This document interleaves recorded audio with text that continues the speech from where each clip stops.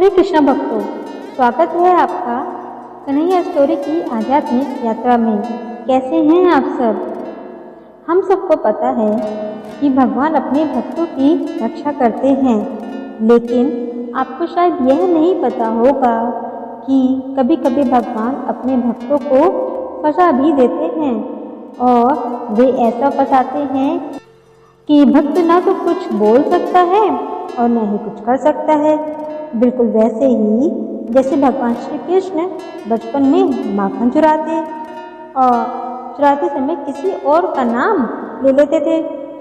लेकिन हाँ, एक बात और यह भी है कि जब भगवान अपने भक्तों को फंसाते भी हैं तो उसमें भी भगवान और उनके भक्त के बीच एक अमुक सुख का ही आदान प्रदान होता है, और उसे केवल भगवान और उसके भक्त ही समझ सकते हैं। पर आपको यह जानकर आश्चर्य होगा कि ऐसी शरारत वाली लीलाएं से भगवान श्री कृष्ण ही नहीं करते। ऐसा कार्य में हमारे जगत के जगन्नाथ भगवान भी पीछे नहीं हैं। आज हम आपको जगन्नाथ जी भगवान की एक ऐसी ही कहानी सुनाने वाले हैं जिसके सुनने से आपके हृदय भी भक्ति रस से भर जाएगा, जिसका शीर्षक है जगन्नाथ जी ने कटहल क्यों चुराया।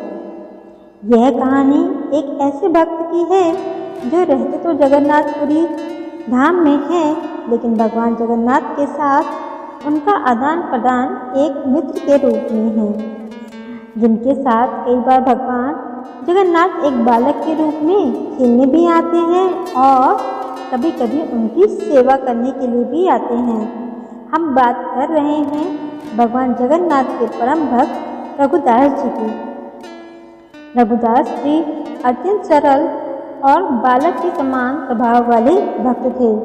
वह पुरी में सिंह द्वार के सामने रहते थे।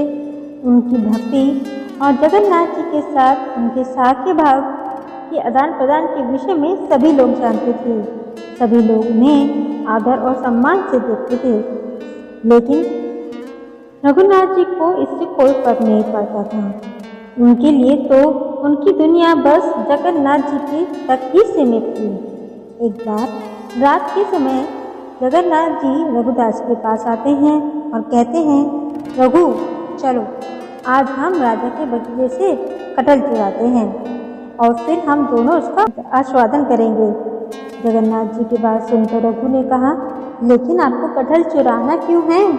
अगर आपको कटहल खाना है तो मैं आपके लिए बहुत अच्छा कटहल का फल ले आता हूँ। यह बात सुनकर जगन्नाथ जी ने कहा, इस प्रकार तो प्रतिदिन मुझे सारी चीज़ें मिलती रहती हैं, मुझे किसी और चीज़ की कोई आवश्यकता ही नहीं। वास्तव में मेरे पास सब कुछ है। मैया यशोदा मुझे इतने प्रेम से माखन खिलाती है, लेकिन फिर भी मैं दूसरों के घर जाकर माखन चुराता हूँ। पता है क्यों? क्योंकि चुराकर खाने में जो आनंद आता है ना, ऐसा आनंद आसानी से मिलने वाली चीज़ों से नहीं मिलता। इसीलिए मैं चाहता हूँ कि आज मैं तुम्हें भी इस आनंद की अनुभूति कराऊँ। रघुदास जी ने कहा, अरे नहीं नहीं, मुझे ऐसी कोई अनुभूति नहीं करनी। यदि राजा को इस बात का पता चल जाएगा तो वह आपको तो कुछ नहीं कहेंगे, लेकिन मेरा क्या होगा यह कभी सोचा आपने? इस प्रकार रघुदास जी के मना करने के बाद भी जगन्नाथ जी उन्हें बार बार कटहल चुराने के लिए कहते रहे। आखिरकार अब बेचारे रघुदास जी क्या करते? उन्हें थक हार कर भगवान जगन्नाथ जी की बात माननी पड़ी, और इस प्रकार भगवान जगन्नाथ और उनके भक्त रघुदास की सेना चल पड़ी राजा के बगीचे में कटहल चुराने के लिए। फिर दोनों पहुंचे राजा के बगीचे में। जगन्नाथ जी ने रघुदास जी से कहा, देखो रघु, यह कटहल का बहुत बड़ा पेड़ है और इस पर बड़े बड़े फल लगे हुए हैं। ऐसा करो, तुम इस पेड़ पर चढ़ जाओ, मैं यहाँ नीचे खड़ा रहता हूँ। तुम ऊपर से कोई अच्छा वाला फल तोड़ लो और उसको नीचे फेंक देना, और नीचे से मैं उसको पकड़ लूँगा। उसके बाद तुम नीचे आ जाना। और फिर किसी को पता ना चले हम दोनों यहाँ से भाग जाएंगे। रघुदास जी ने कहा ठीक है। वैसे ही किया जैसे जगन्नाथ जी ने उन्हें कहा। रघुदास जी पेड़ पर चढ़ गए और वहाँ से एक अच्छा सा बड़ा सा कटहल का फल तोड़ लिया और नीचे आवाज लगाई, जगन्नाथ जी क्या आप तैयार हैं? मैं कटहल का फल नीचे फेंक रहा हूँ, उसे पकड़ लेना। जगन्नाथ जी ने कहा हाँ हाँ मैं यहीं पर हूँ, तुम फेंको उसे। यह सुनकर अब रघुदास जी ने फल नीचे फेंक दिया और सोचा कि नीचे जगन्नाथ जी उसे पकड़ लेंगे। रघुदास जी ने कटहल नीचे फेंकी और तब भी उन्होंने देखा कि जगन्नाथ जी तो नीचे है ही नहीं। धड़ाम से वह कटहल का फल नीचे जमीन पर गिरा, जोर से आवाज आई और फल 2 हिस्सों में टूट गया। जब राजा के सिपाहियों ने यह आवाज सुनी तो उन्हें पता चल गया कि जरूर कोई कटहल का फल चुराने के लिए बगीचे में घुस आया है। वे सब दौड़ते दौड़ते वहां आ गए और जब वहां का दृश्य देखा तो उन्हें विश्वास ही नहीं हो रहा था। उन्होंने देखा कि बड़ा सा कटहल का फल नीचे जमीन पर गिरा हुआ है और उस पेड़ पर रघुदास जी बैठे हुए हैं।